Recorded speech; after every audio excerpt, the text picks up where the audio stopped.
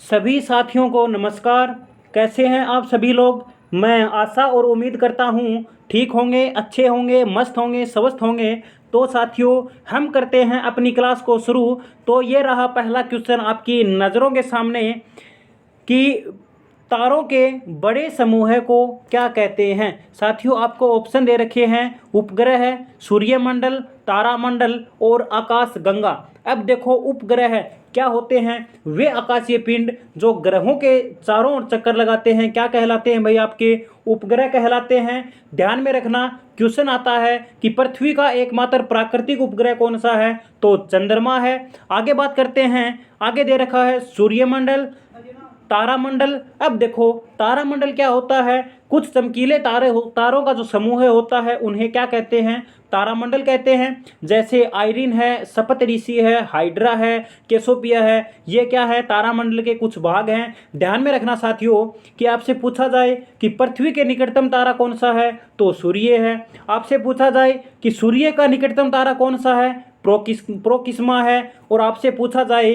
कि सबसे चमकीला तारा कौन सा होता है, तो साइरिस होता है। और आगे दे रखा है आकाशगंगा। आपसे पूछा क्या गया है कि तारों के बड़े समूह को क्या कहते हैं, आकाशगंगा। तो डी हमारा आंसर सही हो जाएगा। नेक्स्ट क्वेश्चन की बात करते हैं कि थर्मामीटर में क्या चीज ताप को दर्शाती है, शीशा, चांदी, पारा और इनमें से कोई नहीं। तो हमारा आंसर होगा पारा यानी मरकरी यानी Hg। पारे का सूत्र क्या होता है, Hg होता है। तो हमारा सी आंसर यहाँ पे सही हो जाएगा। नेक्स्ट क्वेश्चन की बात करते हैं कि सोडियम का प्रतीक होता है। ऑप्शन दे रखे हैं Na, के और Cu। अब देखो कि सर डब्लू का प्रतीक तो सर टंगस्टन का होता है। Na बिल्कुल सही आंसर है। Na होता है वो सोडियम का प्रतीक होता है। के होता है वो पोटेशियम का प्रतीक होता है। और Cu यानी कॉपर यानी तांबा, Cu होता है वो कॉपर या तांबा का प्रतीक होता है। तो हमारा आंसर होगा बी आंसर यहाँ पे सही हो जाएगा।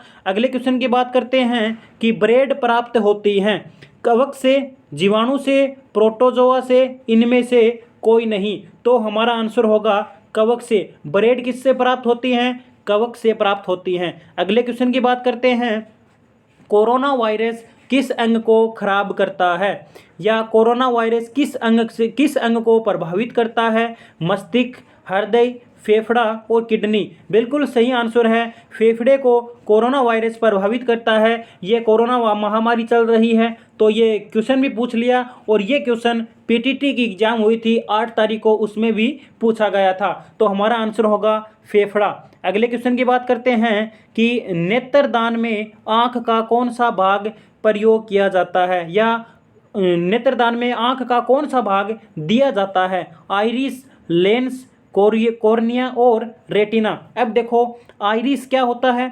आइरिस तो सर आँख में प्रवेश करने वाले प्रकाश को नियंत्रित करता है। कौन भाई, आपका आइरिस। लेंस होता है वो आँख में उत्तल लेंस होता है। कौन सा लेंस, उत्तल लेंस। कॉर्निया बिल्कुल सही आंसर है, नेत्रदान में कॉर्निया भागदान किया जाता है। और रेटिना होता है वो स्पष्ट देखने के लिए वस्तु का प्रतिबिंब कहाँ बनता है, रेटिना के ऊपर बनता है। आपसे पूछा जाए कि समस्त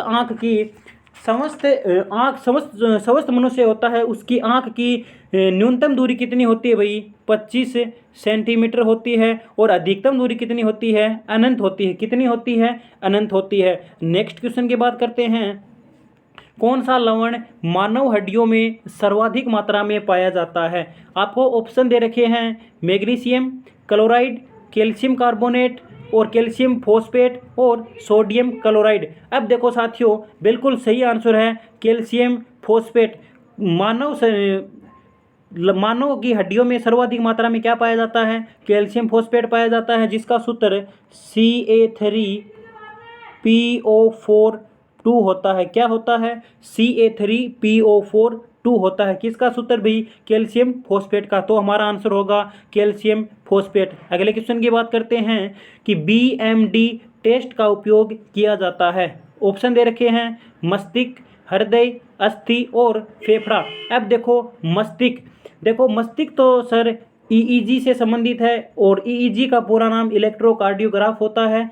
और हृदय होता है वो ईसीजी से संबंधित होता है, जिसका पूरा नाम इलेक्ट्रोकार्डियोग्राफ होता है। बीएमडी बिल्कुल सही आंसर है, बीएमडी होता है वो अस्थि से संबंधित होता है। तो हमारा आंसर होगा सी आंसर यहाँ पे सही हो जाएगा। नेक्स्ट क्वेश्चन की बात करते हैं कि डीएनए की खोज करने वाला वैज्ञानिक था Robert brown, Robert Hooke, Watson और क्रिक और अल्टमैन। अब देखो रॉबर्ट ब्राउन ने तो सर केंद्रक की खोज की थी, रॉबर्ट हुक ने कोशिका की खोज की थी और वॉटसन व क्रिक ने डीएनए की खोज की थी और अल्टमान ने तो सर माइटोकॉन्ड्रिया की खोज की थी। और आपसे पूछा जाए रॉबर्ट कोच ने किसकी खोज की थी, तो रॉबर्ट कोच ने हेजे के टीके की खोज की थी। तो हमारा आंसर होगा वॉटसन व क्रिक। नेक्स्ट क्वेश्चन की बात करते हैं कि समुद्र में जब गोताखोर जाता है तो उसके सिलेंडर में कौन सी गैस भरी जाती है।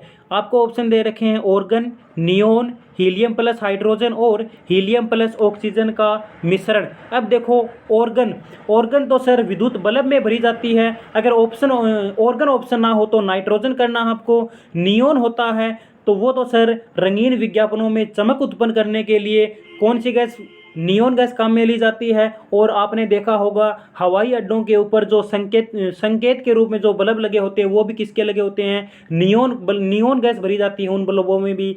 और आगे दे रखा है हीलियम प्लस हाइड्रोजन यानी वायुयानों के टायरों में भरी जाती है। और हवा के अंदर जो गुब्बारे उड़ाए जाते हैं उसके अंदर हीलियम प्लस हाइड्रोजन का मिश्रण भरा जाता है। और हीलियम प्लस ऑक्सीजन बिल्कुल सही आंसर है, हीलियम प्लस ऑक्सीजन का मिश्रण समुद्र में जब गोताखोर जाते हैं तो उनके पीछे जो सिलेंडर होता है उसके अंदर हीलियम प्लस ऑक्सीजन का मिश्रण भरते हैं। तो डी आंसर यहाँ पे सही हो जाएगा। तो साथियों हंसते रहो, मुस्कुराते रहो। जय हिंद, जय भारत। मिलते हैं अगले वीडियो में नए अंदाज के साथ, नए जोश के साथ। हंसते रहो, मुस्कुराते रहो।